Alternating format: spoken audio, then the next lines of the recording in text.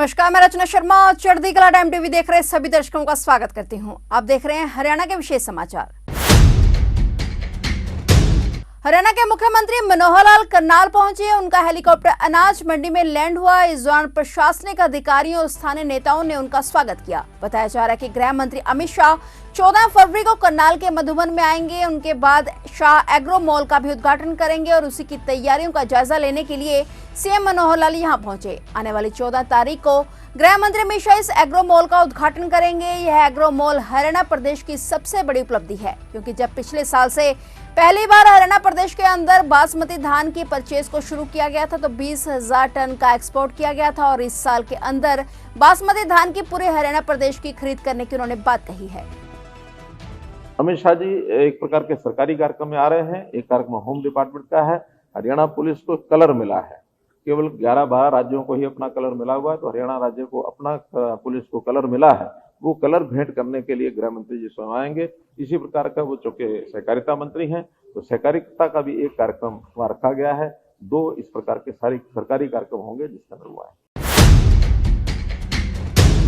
हरियाणा के मुख्यमंत्री मनोहर लाल ने कहा कि विकास की रोशनी से कोई भी बच्चा वंचित नहीं रहेगा। हमारा घर और परिवार एक ही है, जिसका कोई नहीं उसके हम हैं। इस भावना से काम करें। मुख्यमंत्री मनोहर लाल ने हाल ही में हरिहर नीति के तहत आयोजित बैठक में बच्चों से बातचीत करते हुए ये कथन कहे। इस अवसर पर महिला एवं बाल विकास राज्य मंत्री श्रीमती कमलेश ठांडा भी उपस्थित रहीं। मुख्यमंत्री ने बच्चों से कहा कि अगर किसी भी बच्चे को कोई भी परेशानी या जरूरत हो तो सभी के लिए उनके घर द्वार हमेशा से खुले हैं। समाज में ऐसे बच्चे जिनको अभिभावक छोड़ देते हैं या फिर त्याग देते हैं, ऐसे बच्चों को हरिहर नीति के तहत बाल देखरेख संस्थानों में रखकर इन बच्चों का पालन पोषण कर समाज की मुख्य धारा से जोड़ना है। मुख्यमंत्री ने कहा कि जिन बच्चों के अभिभावकों द्वारा 5 वर्ष की आयु से पहले परित्यक्त या 1 वर्ष की आयु से पहले अभिव्यक्त कर दिया गया हो, उसे जिन्होंने बाल देखरेख गृहों में रहते हुए 18 वर्ष की आयु पूर्ण कर ली हो, ऐसे बच्चों को शैक्षणिक वित्तीय सहायता और रोजगार सरकार द्वारा प्रदान करना है। उन्होंने कहा कि तकनीकी शिक्षा, कौशल विकास और औद्योगिक प्रशिक्षण सहित मुफ्त स्कूल व उच्च शिक्षा और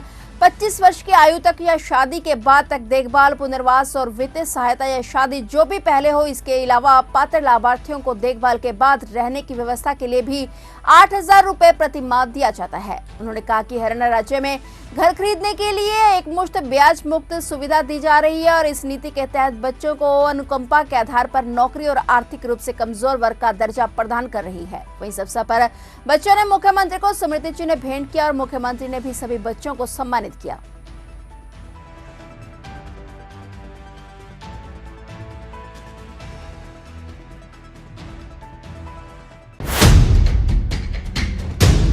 मुख्यमंत्री मनोहर लाल ने कहा है कि अंत्योदय परिवार उत्थान योजना हरियाणा की एक ऐसी अनूठी योजना है जो देश के किसी भी राज्य में नहीं है। योजना का लक्ष्य गरीब परिवारों को बैंकों के माध्यम से ऋण उपलब्ध करवाकर स्वरोजगार प्रदान करना है, ताकि वे आर्थिक रूप से स्वावलंबी बने। इसके लिए शीघ्र ही अंत्योदय रोजगार मेलों के 4थे चरण का आयोजन किया जाएगा, जहां पर संबंधित सरकारी विभागों के साथ साथ बैंकों के प्रतिनिधि उपस्थित रहेंगे और स्वरोजगार के लिए ऋण उपलब्ध करवाए जाएंगे। मुख्यमंत्री मनोहर लाल ने हाल ही में बैंकर्स के साथ हुई मुख्यमंत्री अंत्योदय परिवार उत्थान योजना की समीक्षा बैठक के दौरान बैंक प्रतिनिधियों से आह्वान किया कि गरीब परिवारों के लिए नई नई योजनाएं बनाई जाएं। आने वाले समय में 1 लाख अंत्योदय परिवारों को स्वरोजगार के लिए ऋण उपलब्ध करवाने के लिए 5,000 करोड़ रुपए की राशि का अलग से प्रावधान किया जाएगा। हरियाणा सरकार सहकारिता में एक बड़ा बदलाव लाने के प्रस्ताव पर कार्य कर रही है, जिसके तहत ग्रामीण क्षेत्रों में साझा डेयरी की परिकल्पना की गई है। इसके लिए सरकार पंचायती जमीन पर डेयरी के लिए शेड लीज पर उपलब्ध करवाएगी और स्वरोजगार के लिए ऋण उपलब्ध कराने के लिए सभी दस्तावेजों की चेक लिस्ट बना लें, ताकि स्वरोजगार मेलों में आने वाले अंत्योदय परिवार उसी दिन अपने ऋण संबंधी सभी कागजात जमा करवाकर ऋण मंजूर करवा सकें। सरकार की ओर से दूध की खरीद सुनिश्चित करवाई जाएगी और इसके लिए वीटा के अतिरिक्त आउटलेट जगह जगह पर खोले जाएंगे। इसके लिए वीटा बूथों की मैपिंग की जाएगी। वहीं बैठक में प्रदेश के lead bank, Punjab national bank व सर्व हरियाणा ग्रामीण बैंक सहित राष्ट्रीयकृत बैंक व प्राइवेट बैंकों सहित 22 बैंकों के प्रतिनिधि उपस्थित थे। मुख्यमंत्री ने बैंकर्स से आग्रह किया कि वे अंत्योदय रोजगार मेलों में स्वरोजगार ऋण के लिए विभिन्न विभागों से बैंकों को भेजे गए ऋण संबंधी आवेदनों को तत्काल स्वीकृत करें, ताकि लाभार्थी को समय पर ऋण मिल सके और वह समय पर स्वरोजगार शुरू कर सके। मुख्यमंत्री ने बैंकर्स को अवगत करवाया कि वे पिछले 3 वर्षों से प्रदेश के वित्त मंत्री का प्रभार भी देख रहे हैं, इसलिए उन्होंने बजट की बारीकियों को समझा है। सभी स्टेक होल्डर्स के साथ प्री बजट बैठकों का आयोजन किया जा रहा है और अच्छे सुझावों को बजट में शामिल भी किया जाता है। उन्होंने कहा कि परिवार पहचान पत्र में 72 लाख से अधिक परिवारों का सत्यापित डाटा सरकार के पास उपलब्ध है। बैंकर्स भी केंद्र सरकार की मुद्रा और राज्य सरकार की अन्य योजनाओं के तहत लोगों को ऋण उपलब्ध कराने के लिए उस डाटा का उपयोग कर सकते हैं।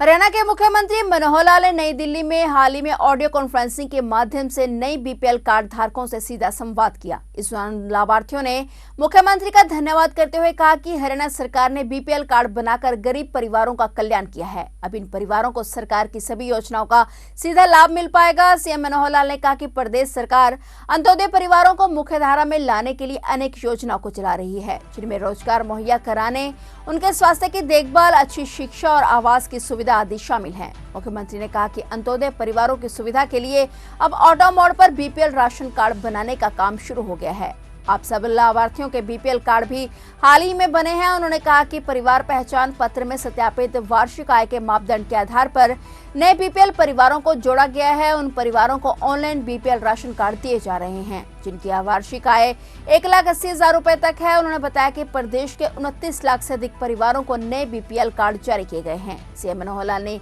यह भी कहा कि बीपीएल परिवारों को मुफ्त चिकित्सा सुविधा प्रदान करने के लिए चिरायु हरियाणा योजना शुरू की गई है। आयुष्मान भारत प्रधानमंत्री जन आरोग्य योजना में उन परिवारों को शामिल किया गया था जिनकी वार्षिक आय 1,20,000 रुपए से कम थी। प्रदेश सरकार ने बीपीएल के लिए यह आयु सीमा बढ़ाकर 1,80,000 रुपए वार्षिक की है, जिसमें प्रदेश में अब तक लगभग 20 लाख नए परिवार इस योजना में शामिल किए गए हैं। अब 28,99,036 से ज्यादा परिवार इस योजना के तहत मुफ्त चिकित्सा सुविधा का लाभ उठा पा रहे हैं। ऐसे परिवारों को 5 लाख रुपए तक वार्षिक स्वास्थ्य कवर मिल रहा है।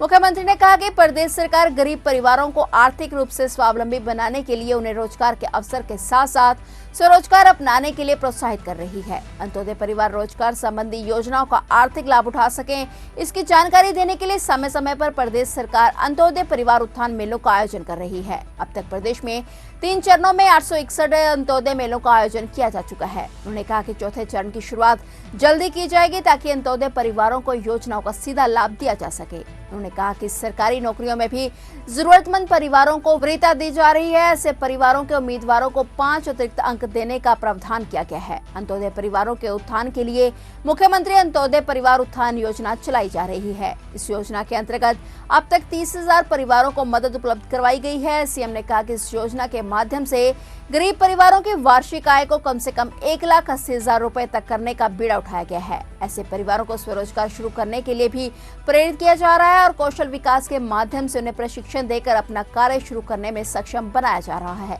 इसके साथ साथ बैंकों के माध्यम से उन्हें अपना रोजगार शुरू करने के लिए ऋण भी उपलब्ध करवाया जा रहा है। लगभग 22,000 से अधिक लोगों को ऋण की सुविधा उपलब्ध करवाई गई है और 1800 से अधिक लाभार्थियों को प्रशिक्षण भी दिलवाया गया है। सीएम ने कहा कि मुख्यमंत्री अंत्योदय परिवार उत्थान योजना में 18 विभागों की 48 योजनाओं को शामिल किया गया है।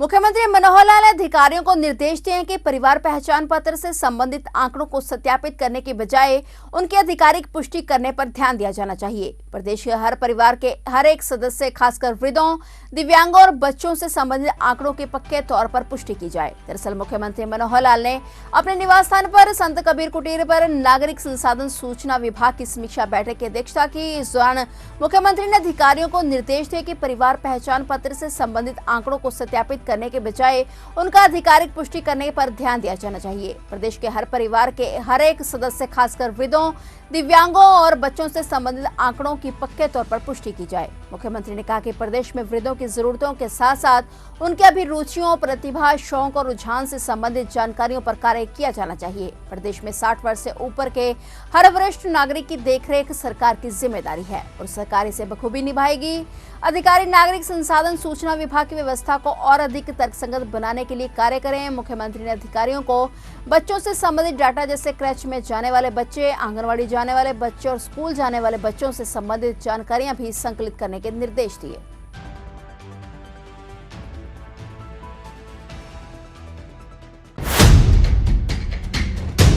फिलहाल हरियाणा के विशेष समाचारों में इतना ही और नए समाचारों के साथ फिर से हाजिर होंगे। तब तक के लिए देखते रहिए चढ़ती कला टाइम टीवी।